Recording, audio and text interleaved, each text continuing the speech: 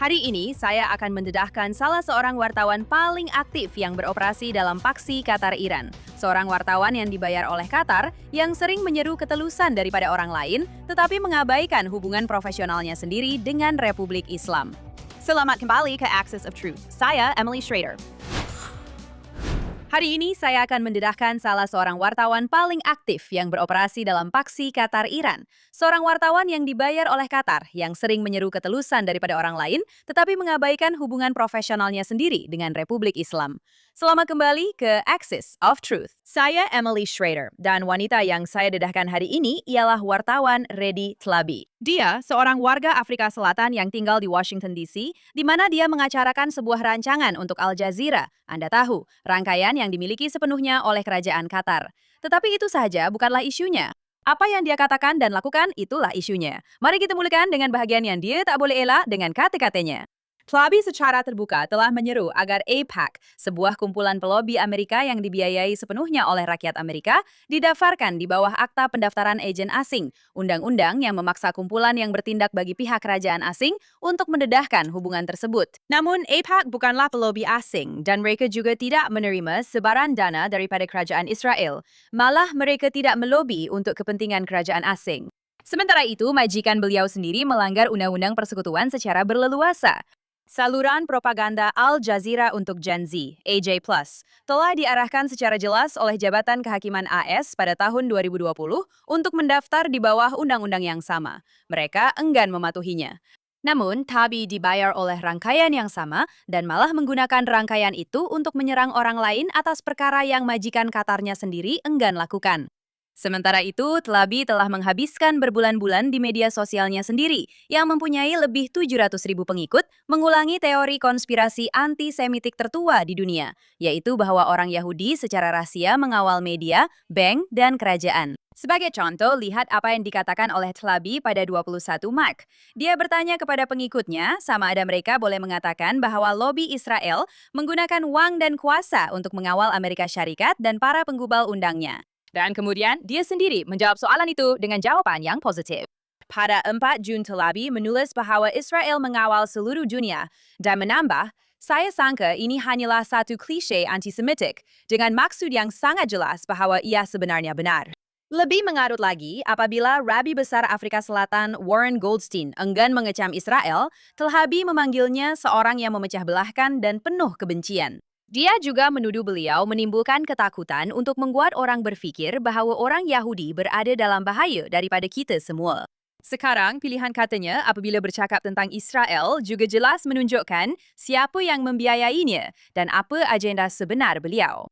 Dia telah memanggil Israel sebagai negara pengganas sekurang-kurangnya 7 kali dalam tempo 4 bulan. Dia memanggil askar Israel sebagai orang biadab. Dia juga memanggil mereka pembunuh yang dikuasai oleh psikosis. Dia telah memanggil Israel sebagai negara yang melakukan genosid yang dipimpin oleh psikopat, dan dia juga memanggilnya kotoran. Sementara itu, Qatar adalah sebuah negara yang mengamalkan bentuk perhambaan modern, dan rejim Islam telah membunuh lebih 40.000 penunjuk perasaan. Namun dia tidak pernah menggunakan bahasa seperti itu terhadap mana-mana daripada mereka, walaupun sekali. Tetapi sebenarnya ia menjadi lebih teruk. Pada bulan Mei tahun lepas, Tlabi telah duduk bersama pembenci Yahudi yang terkenal, Francesca Albanese, pelapor khas PBB yang telah dikenakan sekatan oleh Kerajaan Amerika Syarikat karena kempen beliau untuk mendapatkan waran ICC terhadap pemimpin Israel. Selama 1 jam penuh, Tlabi membiarkan Albanese mendakwa bahwa sokongan terhadap hak untuk merogol rakyat Palestin adalah meluas di kalangan pegawai Israel, dan bahwa Parlimen Israel sendiri kononnya telah membahaskan hak tersebut. Tetapi perkara itu tidak pernah berlaku.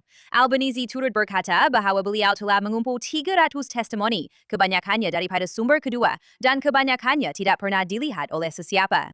Tlabi tidak pernah bertanya berapa banyak yang merupakan testimoni secara langsung, dan beliau tidak pernah meminta satu pun nama atau tarikh, tetapi bandingkan itu dengan cara beliau melayan rakyat Israel. Beliau pernah berbangga kerana menyoal bekas Menteri Danny Ayalon dengan begitu keras mengenai apa yang beliau gelar sebagai hipokrasi Israel mengebom Iran. Dan apabila beliau ingin menolak testimoni mengenai keganasan seksual yang dilakukan pada 7 Oktober oleh Hamas, beliau menuntut bukti forensik dan nama-nama, malah memperlekehkan ketiadaan bukti tersebut dengan berkata, "Percayalah bro." 7 bulan sebelum itu, beliau juga menjadi moderator untuk Albanese di atas pentas semasa syarahan tahunan Nelson Mandela. Dan beliau secara terbuka mempertahankan Albanese terhadap sekatan Amerika Syarikat sebelum temu bual beliau dengan Albanese dirakamkan. Kini, ini adalah corak yang sama bagi Tlabi. Beliau secara pribadi telah menjadi moderator untuk ketiga-tiga tokoh utama dalam Kementerian Luar Negeri Afrika Selatan, yang kesemuanya sangat dan secara obsesif anti-Israel serta mesra dengan rejim Islam di Iran. Milady Pandor, bekas Menteri Dirko dan seorang pelampau yang secara terang-terangan menyokong keganasan politik. Zain Dangor, arsitek sebenar kes genosid Afrika Selatan terhadap Israel di ICJ. Dan kemudian beberapa hari yang lalu, timbalan Menteri Alvin Botts di New York pada satu acara di mana Datuk Bandar Zoran Mamdani memberikan ucap tama. Dia bukan melaporkan tentang golongan elit dasar luar Afrika Selatan. Dia dan Qatar memberi mereka platform. Dan jika Anda masih belum yakin bahwa penyebar propaganda ini adalah satu masalah, inilah perkara yang sepatutnya menjadi bukti terakhir. Sekarang, saya telah dedahkan perkara ini dalam episode-episode sebelum ini. Gergasi Telekomunikasi Afrika Selatan, MTN, adalah pengendali rangkaian muda alih terbesar di Afrika. Dan MTN memiliki 49% dalam sebuah syarikat bernama MTN. Iran Cell, yang merupakan rangkaian muda alih kedua terbesar di Iran, menyediakan perkhidmatan kepada puluhan juta rakyat Iran. Ia juga menyediakan sebahagian daripada perkhidmatan telekomunikasi untuk bahagian IRGC dan merupakan salah satu rangkaian yang ditutup oleh rejim Islam untuk rakyat apabila mereka mematikan internet selama berbulan-bulan. Sekarang, walaupun ada kaitan ini, pihak Afrika Selatan mendakwa mereka tiada kena-mengena dengan perkara itu. Baiklah, jadi bagaimana Tlabi membantu MTN menjaga imej? Pertama sekali, beliau memang pernah bekerja sebagai duta jenama untuk MTN sendiri. Dan beliau juga menulis sebuah artikel secara terbuka mempertahankan kepentingan berkaitan MTN dalam satu surat berita bernama Africa Unscrambled yang diterbitkan oleh seorang lelaki bernama Philip Van Newkirk, bekas editor The Mail and Guardian, yang dikatakan sendiri mempunyai urusan perniagaan dengan MTN. Mengapa seorang penerbit yang mempunyai hubungan komersial dengan MTN menerbitkan artikel oleh Tlabi yang menjaga kepentingan MTN dan kedua-dua kepentingan ini tidak didedahkan? Di planet mana perkara ini boleh dianggap sebagai kewartawanan? Jadi inilah gambaran yang muncul daripada cerita ini. Seorang wanita yang menuntut ketelusan dan pendedahan yang adil daripada orang lain telah menerbitkan ulasan yang tidak didedahkan, mempertahankan sebuah syarikat yang masa depan kewangannya sendiri berkait rapat dengan rangkaian Telekom Republik Islam. Dia sendiri menerima gaji daripada Qatar, negara teluk yang sama yang menjadi tuan rumah kepimpinan politik Hamas, dan mengekalkan hubungan secara senyap-senyap dengan Tehran. Akhir sekali, saya ingin menunjukkan bahawa Reza Zabi melakukan semua ini sebagai tetamu di Amerika Syarikat dengan gembira tinggal di Washington sambil memanggil pegawai ICE sebagai pembunuh dan menuduh Amerika bersubahat dalam pembunuhan beramai-ramai. Sila lihat. Kita telah melihatnya di sini di Amerika Syarikat. ICE hanya membunuh orang yang tidak bersalah. Pelajar-pelajar ditangkap dan hilang kerana menulis artikel pendapat yang sangat tidak berbahaya mengenai situasi tersebut. Pembunuhan beramai-ramai itu. Itulah yang saya akan sebut. Anda boleh panggil apa sahaja yang Anda mahu. Kita tidak berdebat di sini. Saya cuma maksudkan Gaza. Wah, betul-betul seorang yang berperi kemanusiaan. Begitu banyak kesakitan kerana mengambil berat tentang orang lain. Dan ISIS hanya membunuh orang yang tidak bersalah. Itu memang satu kenyataan yang agak hebat datang daripada seorang Afrika Selatan, terutamanya memandangkan negaranya sendiri mencatat purata kira-kira 27,000 pembunuhan setahun selama 20 tahun dan masih berterusan. Dengan kira-kira 8,000 daripada pembunuhan itu didakwa dilakukan oleh anggota polis Afrika Selatan. Memang mudah baginya untuk tidak bercakap tentang perkara itu. Apapun, dia juga telah menggunakan platformnya untuk menghasut secara terang-terangan terhadap Presiden Trump, mendakwa bahwa seluruh asas untuk perang terhadap rejim di Iran adalah tidak sah dan merupakan contoh paranoia. Pentadbiran yang sama ini telah pun membatalkan visa warga asing yang meraihkan pembunuhan Charlie Kirk. Dan hanya beberapa hari lalu, Jabatan Negara Amerika Syarikat mengumumkan dasar baharu yang mengehadkan kemasukan warga asing yang menyokong atau menghasut keganasan atau memberikan sokongan logistik kepada rangkaian pelampau. Jabatan Negara Amerika Syarikat sepatutnya membatalkan visanya dan mengusirnya serta-merta. Dia bukan suara neutral yang melaporkan tentang konflik. Dia adalah peserta dalam konflik itu, dibayar oleh Doha, memberi ruang kepada sekutu-sekutu Tehran dan menikmati kebebasan di sebuah negara yang tidak henti-henti dikritiknya. Sudah tiba masanya untuk Tlabi pergi. Dan kini 3 anggota tentera Amerika telah terbunuh, seorang masih hilang dan rejim yang membunuh mereka mengatakan memorandum persefahaman itu terbatal dan tidak sah. Jadi apa maknanya bagi langkah seterusnya melibatkan Republik Islam Iran? Saya rasa sebenarnya ada lebih banyak kejelasan daripada yang Anda sangkakan. Dan Amerika Syarikat telah bertindak balas dengan serangan selama 9 malam berturut-turut ke atas pertahanan udara Iran, tapak ketenteraan pesisir, pasukan IRGC, malah beberapa infrastruktur. Sementara rejim itu pada masa yang sama menembak ke arah Kuwait dan Bahrain. Kini, Teheran mendakwa bahawa 50 rakyatnya terbunuh dan lebih 500 cedera dalam pusingan serangan Amerika yang terbaru. Dan sebagai tindak balas kepada semua ini, Mujtaba Khamenei telah menulis satu kenyataan yang dibacakan di televisi negara, memberi amaran bahawa Amerika Syarikat akan menerima petikan pengajaran yang tidak dapat dilupakan. Dan mengatakan bahawa pelanggaran yang dilakukan oleh Amerika sendiri membuktikan tanda tangan Trump pada MOU itu tidak bernilai dan tidak sah. Tak usah cakap tentang ancaman obsesif untuk membunuh Trump oleh rejim itu. Atau hakikat bahawa rejim tersebut telah menembak kapal-kapal komersial di Selat Hormuz selama berminggu-minggu yang melanggar MOU. Tetapi baiklah, okey, tidak mengapa. Sekarang, ini sebenarnya adalah corak yang sama yang saya bincangkan 2 minggu lalu. Kecuali kali ini ia datang terus dari pihak atasan. Ini bukanlah tindakan seorang komander IRGC yang bertindak sendiri melebihi apa yang dikatakan sebagai kehendak golongan sederhana dalam rejim itu. Ini adalah pemimpin tertinggi sendiri yang secara pribadi memusnahkan keseluruhan proses diplomatik kerana bertentangan dengan apa yang J.D. Vance mahu rakyat Amerika percaya. Sebenarnya tidak pernah ada puak di Tehran yang benar-benar akan menghormati perjanjian itu. Dan kini lelaki di puncak tertinggi rejim itu sendiri telah mengatakannya. Dengan kata-katanya sendiri, kononnya, jika benar itu dia yang menulisnya. Jadi, mengapa rejim yang telah menanggung 9 malam berturut-turut serangan udara Amerika masih terus meningkatkan ketegangan dan bukannya mengalah, sedangkan semua orang tahu ini adalah konflik ketenteraan yang mereka tidak boleh menang. Kerana ini adalah peperangan yang mereka fikir mereka boleh bertahan lebih lama. Setiap malam mereka menanggung serangan dan tetap membalas adalah satu pertaruhan bahawa kehilangan nyawa tentera Amerika secara perlahan-lahan akhirnya akan mematahkan tekad politik Washington sebelum ia mematahkan semangat mereka. Dan pertaruhan itu sebenarnya berjalan lebih baik daripada sepatutnya. 3 askar yang terbunuh di Jordan menjadikan jumlah anggota tentera Amerika yang terkorban sejak konflik ini bermula semula kepada 17 orang. Kita ada 6 askar simpanan tentera darat yang terbunuh dalam serangan langsung di Kuwait pada bulan Mac. Seorang sarjan tentera yang meninggal dunia akibat kecederaannya beberapa hari kemudian. 6 lagi terbunuh apabila sebuah pesawat pengisian minyak terhempas di Irak. Seorang juru terbang tentera laut hilang di Laut Arab. Dan kini 2 lagi di Jordan dengan seorang lagi masih hilang. Rejim ini bukan cuba untuk mengalahkan tentera Amerika Syarikat. Mereka cuba untuk bertahan lebih lama daripada kitaran berita Amerika. Dan perhatikan di mana mereka memilih untuk meningkatkan ketegangan. Bukan Israel, bukan pasukan Amerika secara langsung. Mereka menyerang Jordan, Kuwait, dan Bahrain semuanya dalam tempo hari yang sama. Ini adalah percubaan yang disengajakan untuk menjadikan perang ini masalah semua orang juga, supaya negara-negara Arab di Teluk Parsi mula mendesak Washington untuk meredakan ketegangan demi melindungi wilayah mereka sendiri. Mereka coba menjadikan sekutu Anda sebagai alat melobi demi kelangsungan hidup mereka sendiri. Jadi inilah sebabnya perkara ini sebenarnya penting untuk Anda. Strategi yang dijalankan oleh Washington menyerang, menerima balasan, dan kemudian menyerang lagi dengan tujuan untuk mengekang situasi, tidak melemahkan keinginan atau kemampuan rejim untuk terus membunuh rakyat Amerika. Ia hanya menghasilkan perang perlahan yang berpanjangan dengan jumlah korban yang semakin meningkat dan tiada penamat sebenar. 17 rakyat Amerika yang terkorban adalah harga bagi tindakan separuh hati, bukan harga kekuatan. Jadi inilah perkara yang perlu diubah. Berhenti menganggap ini sebagai konflik saling berbalas yang boleh dibendung dan mula melihatnya sebagaimana hakikatnya. Sebuah rejim tanpa legitimasi yang telah memberitahu Anda melalui pemimpin tertingginya sendiri bahawa ia tidak akan pernah berhenti dengan sendirinya.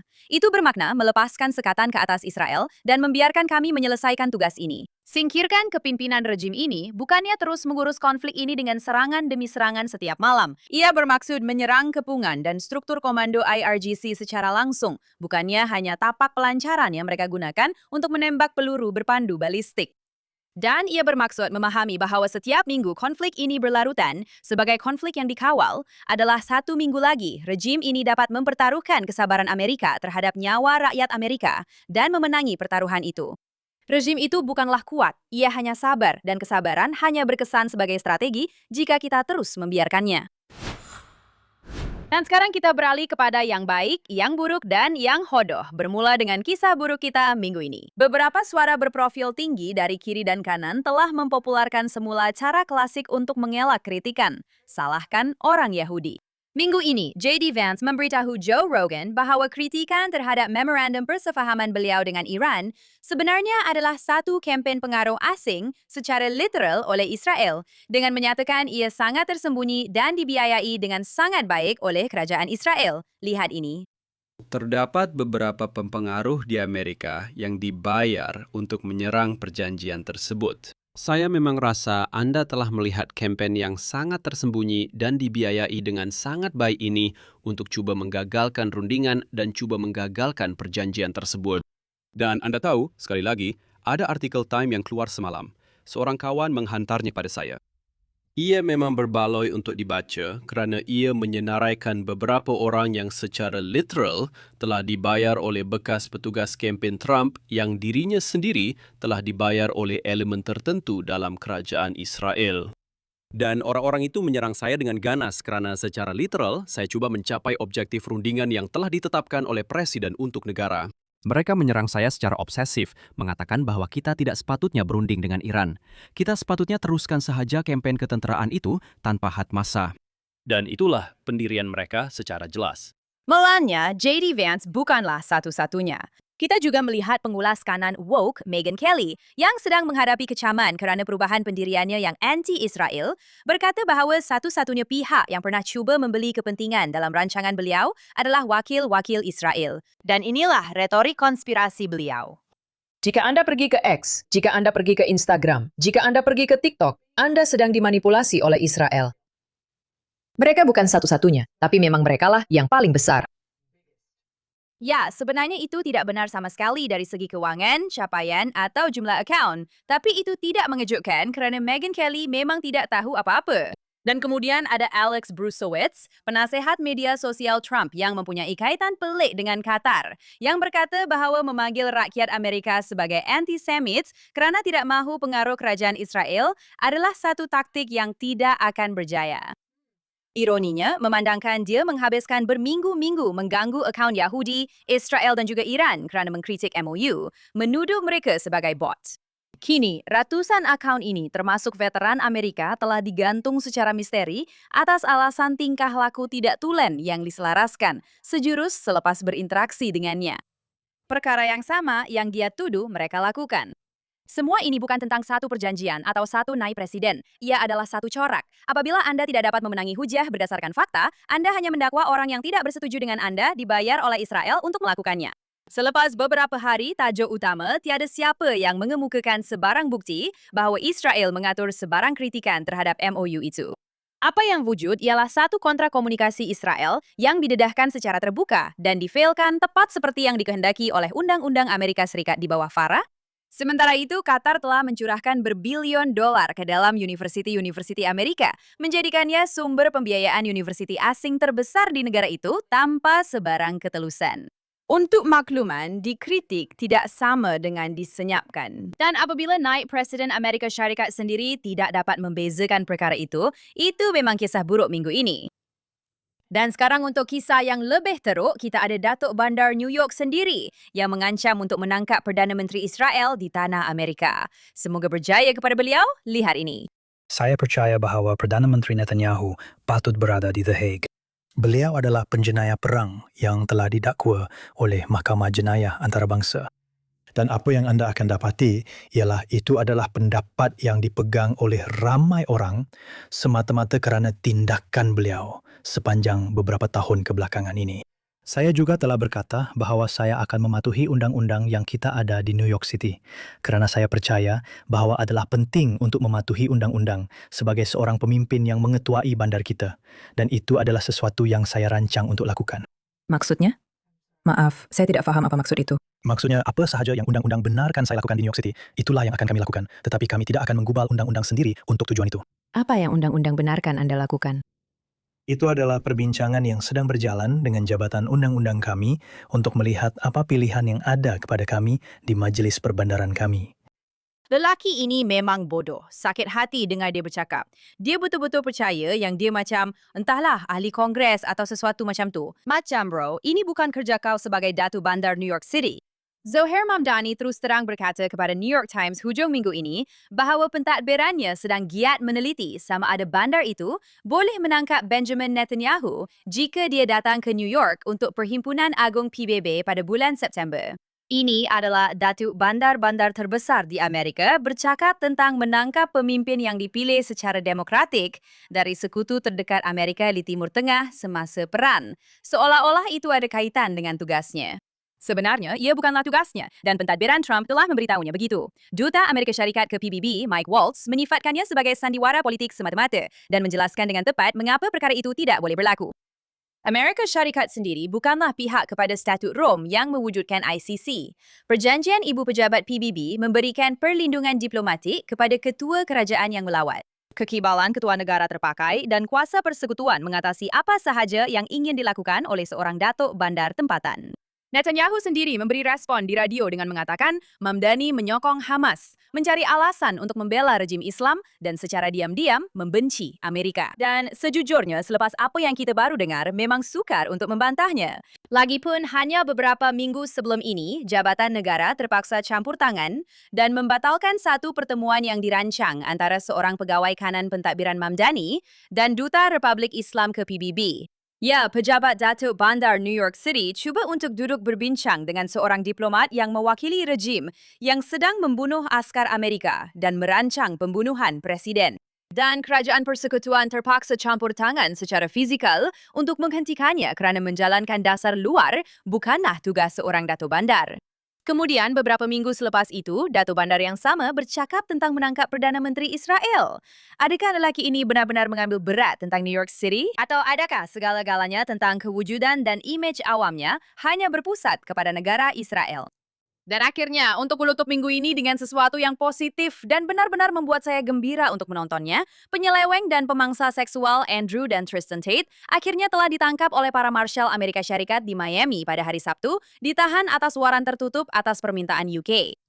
Dan tuduhan yang dikenakan bukanlah kecil. Andrew Tate kini berdepan dengan 42 pertuduhan berasian, termasuk 7 pertuduhan rogol, 3 pertuduhan pemerdagangan seks, 3 pertuduhan serangan, dan 19 pertuduhan tambahan berkaitan imej tidak senonoh kanak-kanak dan pornografi melampau.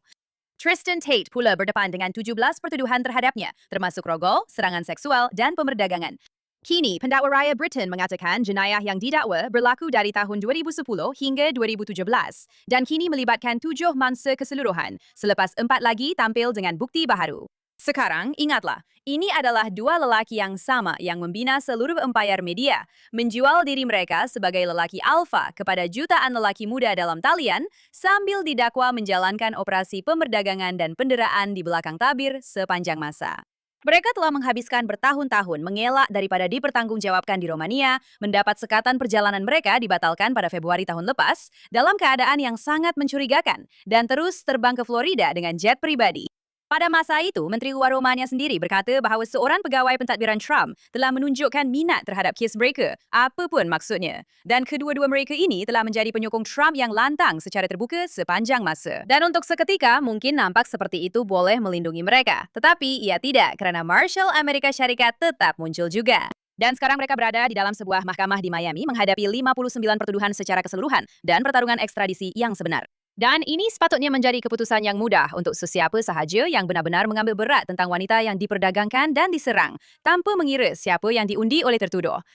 UK ialah sekutu rapat dengan sistem kehakiman yang berfungsi. Pertuduhan itu adalah serius, ia juga khusus. Dan persahabatan politik dengan pentadbiran ini tidak sepatutnya menjadi tiket untuk terlepas daripada hukuman penjara, terutamanya untuk jenayah seperti itu. Hantar mereka ini balik ke London, biar juri British yang tentukan, dan harapnya mereka akan merengkok dalam penjara. Dan itu sahaja rancangan kita untuk minggu ini. Jika anda ada cerita yang anda rasa patut kami liputi, jangan segan untuk hantarkan kepada saya. Ikuti saya di X atau Instagram, Emily di Tel Aviv. Dan kita jumpa lagi minggu depan di JNS.